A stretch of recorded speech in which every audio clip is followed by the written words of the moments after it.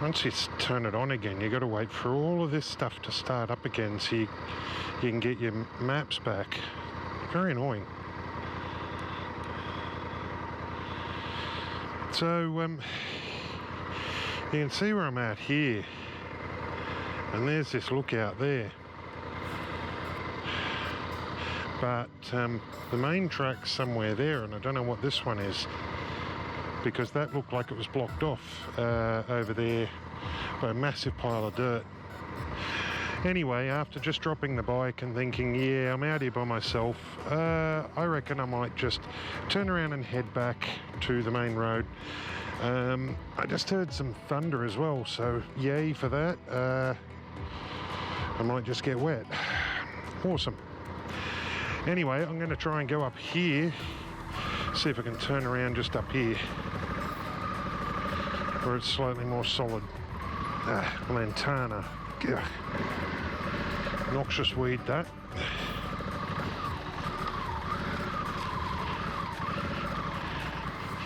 Here we go.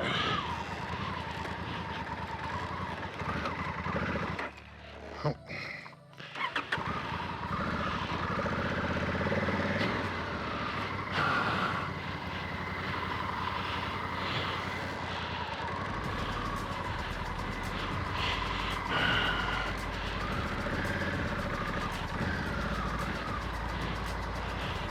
Oh, it's so squishy under the back wheel.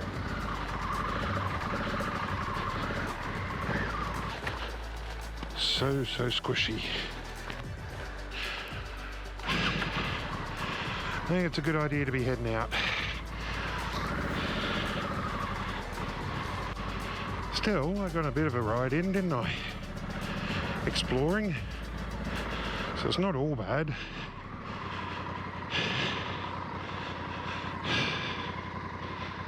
So that's the track there. But there's this mound of dirt there, and then it's all boggy the other side of it.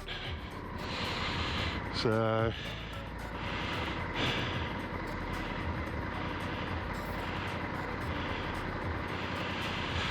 yeah, I think heading back out to the motorway might be good, because this just keeps going on inland a bit further from the motorway. Not inland, towards the coast a bit further from the motorway. So it's all going to be the same as this, I feel. Anyway, we'll get out of here.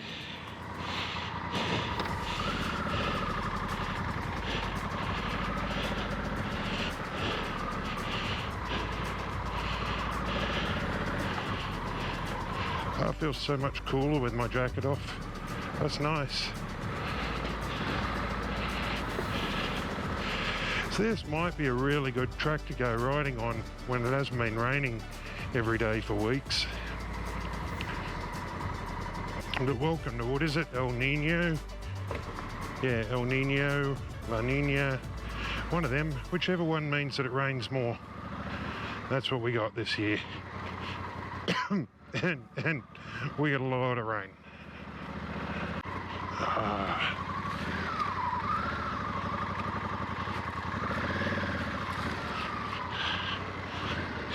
Shit.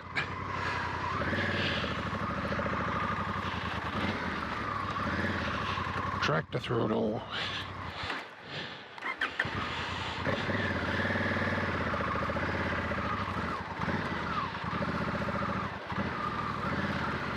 Whoop.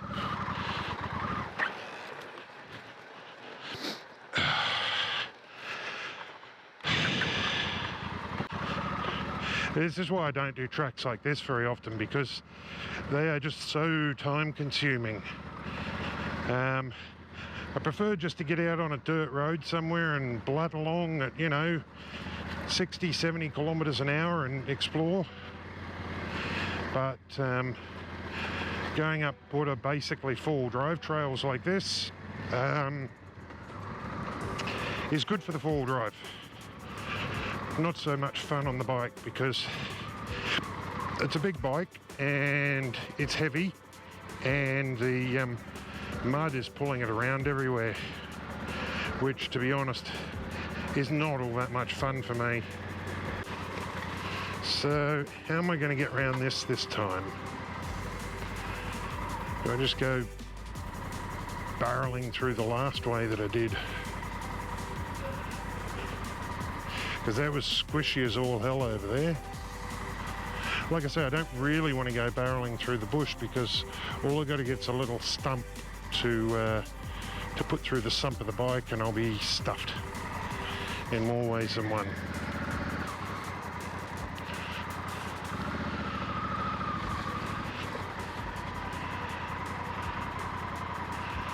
And that just looks deep and nasty and black and minky.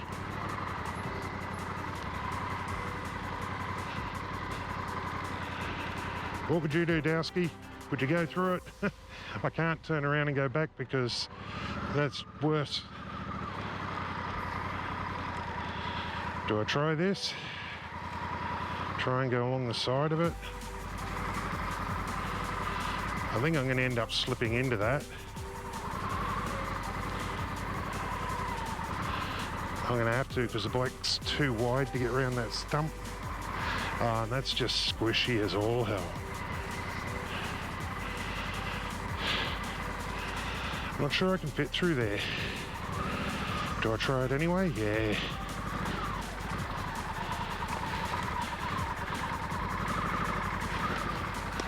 Push the Africa Twin through.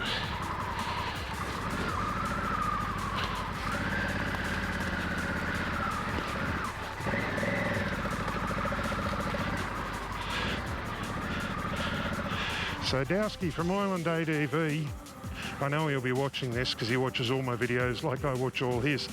I'd be very interested to know what his opinion was of the fact that I went through that the first time, went around it and just kept going. Would you have turned around, mate, and just gone back?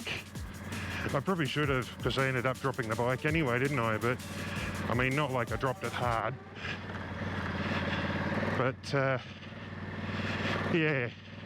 If I had someone else with me, I'd probably keep going. But when you've got two people, you know, it's easier to pick up bikes. It's easier to scout the road ahead and work out whether or not you're going to push through it or not. So, you know, I mean, hey, I know there's a lot of motorcyclists out there who just go, like I say, barreling through it all. But that's not really my thing. Like I say, I'm not overly confident on the bike on these sorts of really slippery, greasy surfaces. And hands down, I applaud anyone who would just go barreling through all of this and not care. But I also don't really want to damage my bike. I can't afford to have it off the road. Can't afford to damage it, you know. So anyway, what I found out, at least by doing this today, is that Gaia GPS works fine. It's doing a good job with what it's doing on the screen there. I've obviously just got to watch what sort of roads I'm plotting my course through.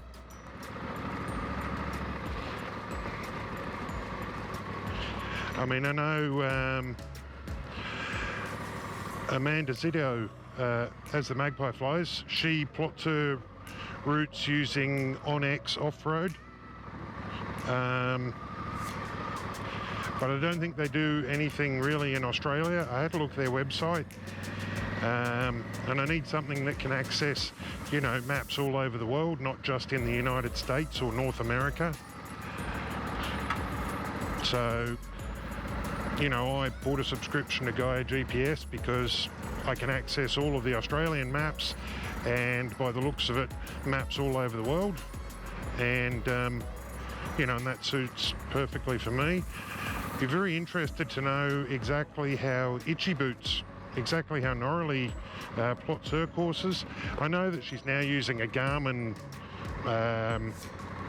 GPS unit that's mounted up above her speedo on the bike. It's a little bit high though. It blocks out some of the view from her camera facing forward.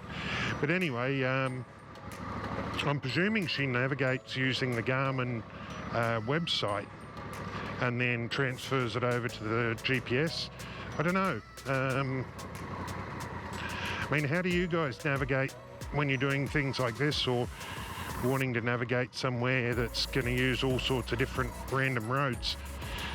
Like, I'll often use TomTom if I'm just travelling on normal surface roads, normal, you know, tar-sealed roads, and I just want to get somewhere quickly.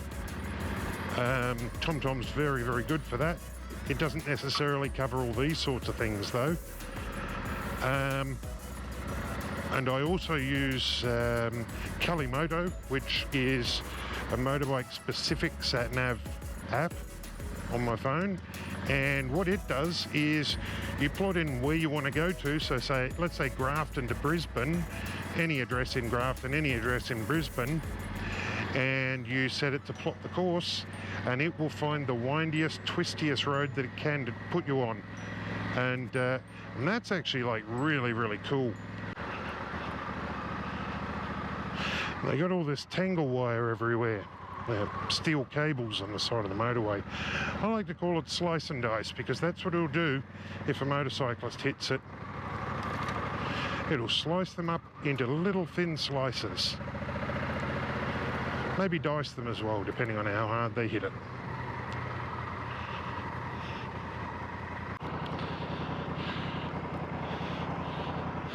I always wonder where all these people are going